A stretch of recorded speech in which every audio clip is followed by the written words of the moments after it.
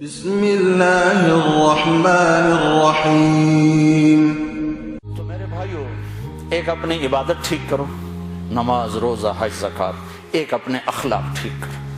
اگر تم مسلمانوں والے اخلاق اپنا کے اس ملک میں رہو تو اسلام کی ہوائیں چل جائیں، لوگوں کے لیے خیر بنو۔ ایک صحابی نے کہا یا رسول اللہ، میں چاہتا ہوں سب سے بہترین میں ہوں۔ تو آپ نے کیا کہا؟ تہجد پڑھ، روزے رکھ، نفل پڑھ، صدقے کر، خیرات کر، حج کر، عمرے کر۔ آپ نے فرمایا لوگوں کی خدمت کر، تو سب سے بہترین انسان۔ اچھے اخلاق۔ ایک نے کہا یا رسول اللہ، میں چاہتا ہوں میرا ایمان کامل ہو جائے، مکمل ہو جائے۔ تو آپ نے فرمایا تو اپنے اخلاق اچھے کر، تیرا ایمان مکمل ہو جائے گا۔ تو بھائیو، نماز روزے والے تو بہت سے مل جاتے ہیں، داڑھی پگڑی والے بھی بہت سے مل جاتے ہیں، اخلاق والے کوئی نہیں ملتے۔ معاف کرنے والوں سے دنیا خالی ہوگی، درگزر کرنے والوں سے دنیا خالی ہوگی۔ بیوی کو غصہ چڑھ جائے تو خامند پہ چڑھائی ہے، خامند کو غصہ چڑھ جائے تو بیوی پہ چڑھائی ہے، اولاد کو غصہ چڑھ جائے تو ماں باپ کی گستاخی ہے، ماں باپ کو غصہ چڑھ جائے تو اولاد کی ٹھکائی ہے، پٹائی ہے۔ یہ نہیں دیکھتے کہ یہ تربیت کا تقاضا ہے یا نہیں ہے۔ بھائی بھائی سے تمہارا کیا رونا رو۔ ہمارے سامنے ہمارے علاقے میں یہ دو بھائی دیواریں ساتھ ہیں، ایک مر گیا، دوسرے کا مجھے پتا چلا اس کے جنازے میں نہیں جا رہا۔ میں نے اس کو اس کے بیٹے کو بلایا، میں نے کہا مرنے کے بعد تو سارے جھگڑے ختم ہو جاتے ہیں، چلے جاؤ۔ کہ نہیں جی ساڑی بنی نہیں ساری زندگی ہون کی بنا میں۔ اور میں نے کہا اب تو وہ ختم ہو گیا ہے، جن باتوں پر تم لڑتے تھے وہ باتیں ختم ہو گئیں، اپنی ماں کا دودھ ہی یاد کر لو۔ یقین میرا صرف پڑوسی تھا، میں نے اس کے پاؤں پکڑے، ہاتھ جوڑے، نہیں گیا جنازہ۔ ایسوں سے جہان بھرا پڑا۔ ہمارے اخلاق کیا ہیں؟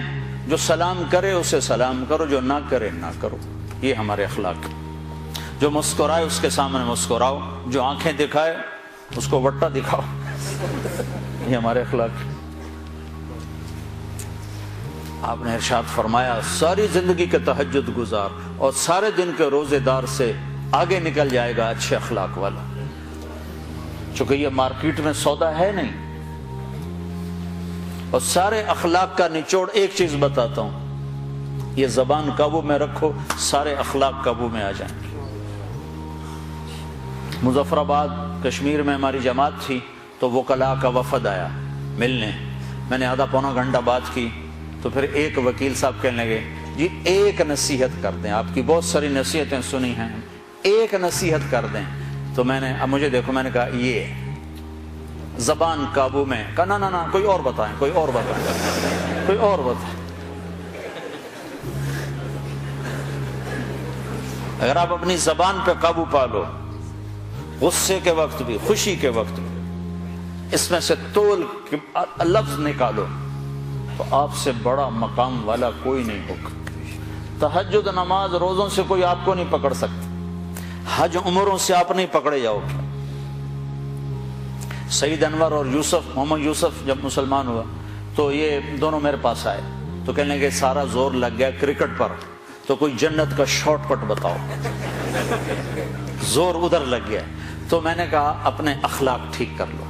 اس پر تھوڑی سی بات کی، کہا نہیں یہ تو بہت مشکل کام ہے، تو بہت مشکل کام ہے۔ شارٹ کٹ تو پھر یہی ہے، آپ کو جس روڈ پہ رش ہوتا ہے تو آپ گاڑی موڑ لیتے ہو کہ نہیں موڑ لیتے؟ اب وہ پہلے کو کمپیوٹر بھی بتا دیتا ہے ادھر نہ جاؤ، ادھر ٹریفک بلاک ہے، تو آپ خالی روڈ جب ہوتی ہے تو آپ گاڑی بھگاتے ہو، راستہ کھلا ہے بھگاؤ جتنی بھگا سکتے ہو۔ تو میں یہ مثال دیا کرتا ہوں کہ نماز کے روڈ پر بھی بہت لائن ہے، بڑی لمبی لائن لگی ہوئی ہے، روزے کا روڈ بھی بھرا ہوا ہے، حج کا روڈ بھی بھرا ہوا ہے، عمرے کا روڈ بھی بھرا ہوا ہے، علم کا روڈ بھی بھرا ہوا ہے، لکھنے پڑھنے کے روڈ بھی بھرے پڑے ہیں، اور درس قرآن درس حدیث کے روڈ بھی بھرے پڑے ہیں۔ اخلاق والا روڈ ہی خالی، بندہ ہی کوئی، نہ کوئی مرد نہ کوئی عورت۔ تمہاری سزوکی بھی ہوگی تو مرسڈیز سے آگے نکلے گی، کیونکہ وہ تو کھڑی ہوئی ہے، تمہاری جا رہی ہے، خدا کے سہارے چلی جا رہی ہے۔ نہ ڈرائیور کو خوبی نہ انجن کا کمال. ہمارے یہاں جو پرانی بسیں ہوتی نا اس کے پیچھے لکھا ہوتا ہے نہ انجن کی خوبی نہ ڈرائیور کا کمال، بس خدا کے سہارے چلی جائے. تو میرے رب کی قسم تم یہ مرد عورت اپنے اخلاق اچھے کر لو، تمہیں پکڑ کوئی نہیں سکتا.